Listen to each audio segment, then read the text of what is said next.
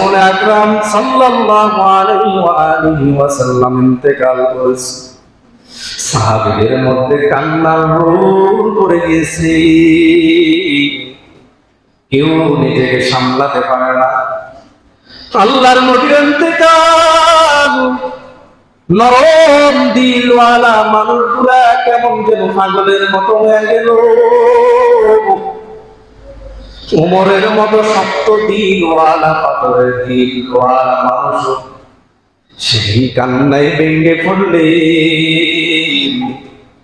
হযরত ওমর খাপ থেকে তলোয়ারটাকে বের করে দিয়ে ঘোষণা করে দিলেন, যে বলবে হযরত মুহাম্মদ ইন্তেকাল করেছে, আমি তার মাথাকে তার গর্দান থেকে আলাদা করে ফেলবো।